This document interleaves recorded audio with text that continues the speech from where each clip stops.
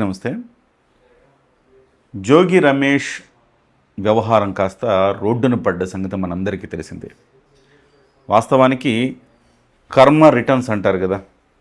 ఎవరైతే చెడు కర్మలు చేస్తారో అవి వాళ్ళని వెంటాడతాయని చెప్తుంటారు మన పురాణాల్లో, లేకపోతే మన హిందుత్వ వీటిలో ఒక ఒక ఆధ్యాత్మికతలో మనందరికీ తెలిసిందే. అట్లా ఇవాళ జోగి రమేష్ తనకు మంత్రి పదవి కోసం, రాజకీయం కోసం, జగన్మోహన్ రెడ్డి గారి కోసం చేసిన పనులన్నీ కూడా ఇవాళ ఆయనను వెంటాడుతున్నాయని చెప్పాలి. వాస్తవానికి ఆయన చేసిన పాపాలు అతని కొడుకును వెంటాడుతూ ఉన్నాయి. ఇవాళ ఒక్కసారి ఆలోచించండి, వాళ్ళ కొడుకు ఒక్కసారిగా రోడ్డు మీద పడిపోయింది. వాళ్ళ కొడుకు కాపురం, ఇతను సంసారానికి పనికి రాడు అని ప్రతి ఛానల్ కూడా పెడతా ఉంది. చాలా బాధాకరం. నాకేమనిపిస్తుందంటే, తప్పు చేసిన వ్యక్తి జోగి రమేష్ని శిక్షించాలి. ఆ శిక్ష కాస్త అంతకు మించి వాళ్ళ కొడుకు అనుభవిస్తున్నాడేమో అనిపిస్తోంది. అయితే రకరకాల కథనాలు, ఆ అబ్బాయి వాయిస్ కూడా బయటకు వచ్చింది. ఆ అమ్మాయిని చూసిన తర్వాత నాకేం ఫీలింగ్స్ కలగలేదని చెప్పాడు ఆ అబ్బాయి. అంటే ఫీలింగ్స్ కలగలేదు అంటే వెంటనే అతను సంసారానికి పనికిరాడు, నపుంసకుడు అని ముద్ర వేయటం కరెక్ట్ కాదు కదా. ఒక్కొక్క అమ్మాయిని చూస్తే మనం కూడా చెప్తా ఉంటాం, ఒక్కొక్క అమ్మాయిని చూస్తే ఒక్కొక్కలాగా అనిపిస్తుంది.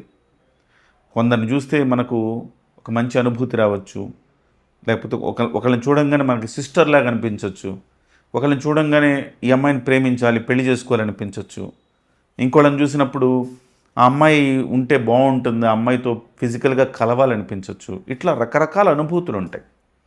వీటిలో అబ్బాయికి ఆ అనుభూతి కలగలేదు అని చెప్తున్నారు. అమ్మాయిని పెళ్లి చేసుకోవాలన్న అనుభూతి కలగలేదు అని చెప్తున్నాడు. కానీ మీడియా మొత్తం కోడి కూస్తూ ఉంది, ఆ అబ్బాయి సంసారానికి పనికిరాడు అని. అమ్మాయి సాక్షాత్తు అమ్మాయి కూడా చెప్పింది, ఈ అబ్బాయి సాటిస్ఫై చెయ్యలేడు అని చెప్పింది. ఒక రకంగా చెప్పాలి అంటే ఈ అంశాన్ని 4 గోడల మధ్య వాళ్ళు పరిష్కరించుకొని ఉంటే బాగుండేది. కానీ అది రోడ్డున పడి రచ్చరచ్చగా మారిపోయింది.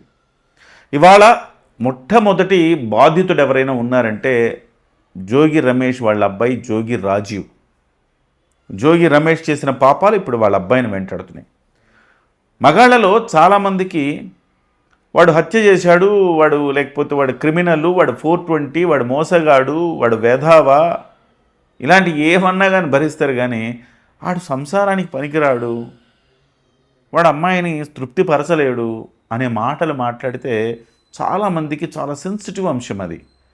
సమాజంలో మళ్ళీ వాడు తిరగాలి కదా. సమాజంలో మళ్ళీ వాడు పెళ్లి చేసుకుంటాడా లేదా అని పక్కన పెడితే తిరగాలి కదా సమాజంలో. ప్రతి ఒక్కళ్ళు చూసిన తర్వాత ఇతన సంసారానికి పనికిరాడంట అని అనుకుంటే ఎట్లా? ఇందులో జోగి రమేష్ని అతను చేసిన పాపాలకు అతను శిక్షించాల్సిందే, కానీ అతను వాళ్ళ ఆవిడ కానీ ఖచ్చితంగా. కానీ ఇక్కడ అంతకు మించిన, అతను చేసిన తప్పుకు మించిన శిక్ష అనుభవిస్తున్నది మాత్రం జోగి రాజీవ్ అని చెప్పాలి. ఈ అంశం కొంచెం ఆలోచించాలి, మీడియా కూడా ఆలోచించాలి.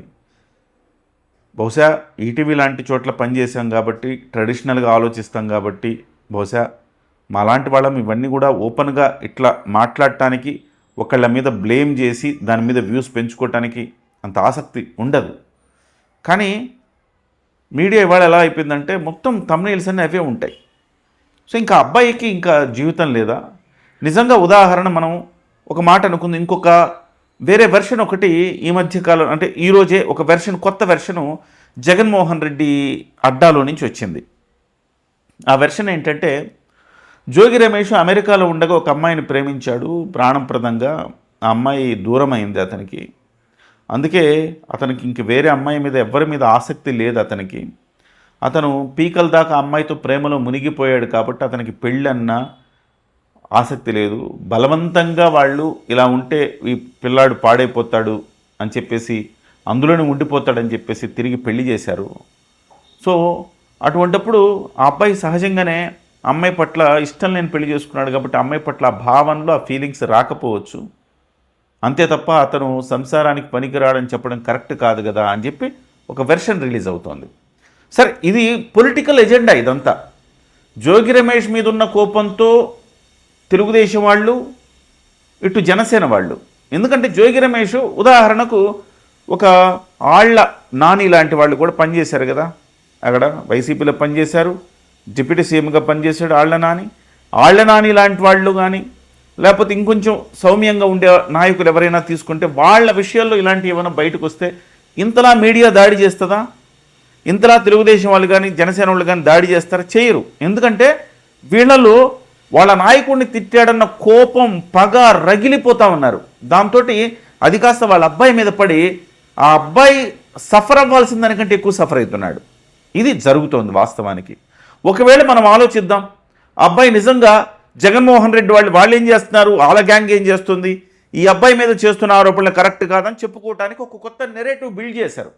అది నేను నెరేటివ్ బిల్డ్ చేశారని అనుకుంటున్నా. అది వాస్తవమా కాదని పక్కన పెడతాం, వాస్తవం నేను అనుకోవట్లా. సో అలాంటిది ఏదో అయ్యి ఆ అబ్బాయి నిజంగానే ఆ అబ్బాయికి ఏదో ఒక భావన కలగలేదు అంతే తప్ప ఆ అబ్బాయి ఫిజికల్గా కరెక్టే అనుకుందాం మనం. ఇప్పుడు వాడి జీవితం అయిపోద్ది. వాడిని ఏ అమ్మాయి అని నమ్ముతుంది? ఎట్లా చూస్తారు? ఎవరో ఎట్లా చూస్తారు? ఇవన్నీ కూడా చాలా దారుణమైన అంశాలు. అంటే ఒక మగవాడి జీవితంలో ఏదైతే ఎదుర్కోకూడదో ఆ సందర్భాన్ని ఆ అబ్బాయి ఎదుర్కొంటున్నాడు. అంటే నాకు ఆ అబ్బాయి మీద సానుభూతి కలుగుతూ ఉంది. సో అబ్బాయి కరెక్ట్ చేశాడంటే అబ్బాయి కరెక్ట్ చేయలేదు, ఆ అబ్బాయి కూడా కరెక్ట్ చేయలేదు. ఇష్టం లేకపోతే ఇష్టం లేని ఉండాలి. ఇంకొక అమ్మాయి గొంతు కోసే అవకాశం ఆ హక్కు అబ్బాయికి ఎవరిచ్చారు? ఇది ఒక డిబేటబుల్ ఇష్యూనే. ఆ అబ్బాయికి ఎవరిచ్చారు? మేఘన గొంతు కోసే అమ్మాయి కోటి ఆశలతో వస్తుంది ఇంటికి, చక్కగా కాపురం చేసుకుందాం, ఎంజాయ్ చేద్దాం, పిల్లల్ని కందాం, ఒక మంచి ఫ్యామిలీ, ఒక మాజీ మంత్రి జోగి రమేష్, సో వాళ్ళ బాగా డబ్బులు ఉన్నాయి ఫ్యామిలీలో, మంచిగా ఎంజాయ్ చేద్దాం అనుకునే వస్తుంది అమ్మాయి. ఒక మంచి చక్కటి ఫ్యామిలీ లైఫ్ను ఊహించుకొని వస్తుంది. ఊహించుకొస్తే ఏం జరిగింది? జోగి రమేష్ యూజ్లెస్ ఫెలోనే, వాళ్ళ ఆవిడ మీద కూడా ఆరోపణలు ఉన్నాయి. చివరికి క్రిస్టియానిటీలో మారమని బలవంతం చేయడము, యేసు ప్రభు పాటలు వినిపించడము, పూజ చేసుకోవడానికి అవకాశం కల్పించకపోవటము, అసలు హిందువులని చెప్పి పెళ్లి చేసుకొని ఈ రకంగా పెళ్లి చేసుకున్న తర్వాత మతం మారమని ఎట్లా చెప్తారు? ఇంకొక మతంలోకి రమ్మని ఎట్లా చెప్తారు? ఇది ఒక రకంగా టార్చరే కదా, మానసికంగా టార్చర్. మీరు క్రిస్టియన్లు అని చెప్పుంటే అమ్మాయి వచ్చేదే కాదు కదా. ఆ అమ్మాయి వర్షన్లో ఆలోచిస్తే ఆ అమ్మాయి చాలా కరెక్ట్. అమ్మాయికి ఎంతో సఫర్ అయింది, సంవత్సరం నుంచి నరకం అనుభవించింది. ఆ నరకం అనుభవించి ఆ అమ్మాయి చెప్తోంది, ఆ అబ్బాయి పనికిరాడని చెప్తోంది ఆ అమ్మాయి బయటకు వచ్చి. ఇదంతా ఎవడి పాపం? ఇదంతా జోగి రమేష్ పాపం. బలవంతంగా పెళ్లి చేయడం, వాడి జీవితాన్ని సర్వనాశనం చేసాడు జోగి రమేష్. ఇవాళ ఆ అమ్మాయి వచ్చింది, ఓకే, 4 రోజుల్లో ఆ అమ్మాయి మర్చిపోద్ది, కొత్త జీవితం ప్రారంభిస్తుంది. ఇవాళ రెండో పెళ్ళి అంటే పెద్ద పట్టింపులు తక్కువైనాయి. ఇవాళ అంతా కూడా కలగలిసిపోతున్నాయి, అంతా కూడా రెండో పెళ్ళిళ్ళు చేసుకుంటున్నారు అంతా కూడా. సో అమ్మాయికి ఒక మంచి హస్బెండ్ దొరుకుతాడు, ఒక మంచి ఫ్యామిలీ దొరుకుతుంది, అమ్మాయి మళ్ళీ జీవితంలో మంచిగానే అమ్మాయి సెటిల్ అవ్వచ్చు. కానీ ఈ జోగి రమేష్ కొడుకు, వాడి పరిస్థితి ఏంటి? ఆ పిల్లాడు రేపొద్దున అన్ని చోట్ల ఎట్టు వెళ్ళినా అసలు సమాజంలో తిరగలుగుతాడా? ఆలోచించండి. ఇది ఒక డిబేటబుల్ ఇష్యూ. మీకేమనిపిస్తుంది ఈ ఇష్యూలో? మీ అభిప్రాయాలు కామెంట్ రూపంలో తెలియచేయండి. హుందాగా కామెంట్లు పెట్టండి. మీ అభిప్రాయం ఒక సామాజిక కోణంలో, ఒక మానవతా కోణంలో ఆలోచించి మీ అభిప్రాయాలన్నీ కూడా తెలియజేయాలని కోరుకుంటున్నాను.